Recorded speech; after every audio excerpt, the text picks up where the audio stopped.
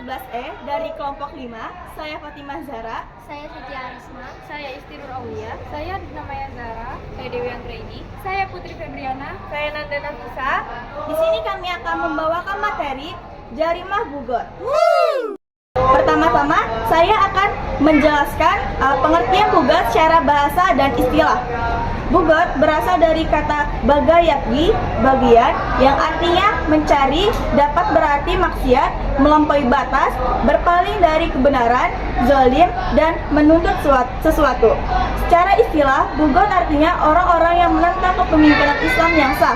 Adapun jarimah artinya segala hal yang bertentangan dengan syariat Islam yang masuk dalam ranah tindak pidana. Adapun syarat-syarat suatu kelompok disebut bugot adalah: pertama, memiliki kekuatan dan senjata untuk melawan; yang kedua, memiliki pasukan atau jamaah; yang ketiga, keluar dari kekuasaan pemimpin atau pemerintah.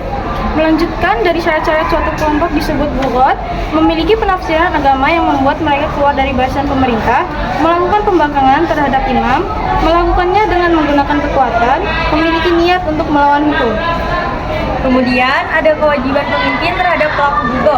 Yang pertama, ajak bugo berdialog untuk menghentikan pemberontakan. Yang kedua, selidiki dan atasi penyebab pemberontakan. Yang ketiga, gunakan kekuatan jika dialog gagal dengan minimal kerusakan. Yang keempat, lindungi bugo yang menyerang dari balas dendam.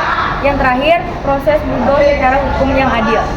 Dan adapun syarat-syarat utama untuk memerangi bugoh, yang pertama, kewujudan pemerintah yang adil, pemerintah yang sah dan adil perlu wujud. Yang kedua, adanya pemberontakan secara nyata, golongan bugoh mesti melancarkan pemberontakan yang nyata dan terbuka terhadap pemerintahan yang sah.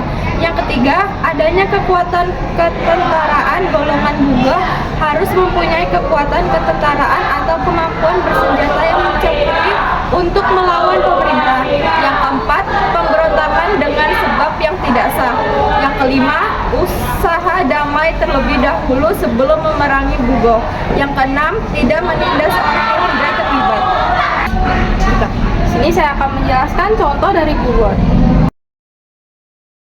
Contoh kasus yang sering menjadi perbincangan terkait bugot dalam berita online adalah: 1.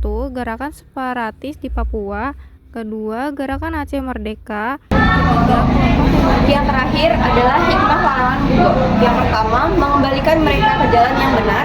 2. Menyadarkan mereka betapa pentingnya persatuan dan kesatuan.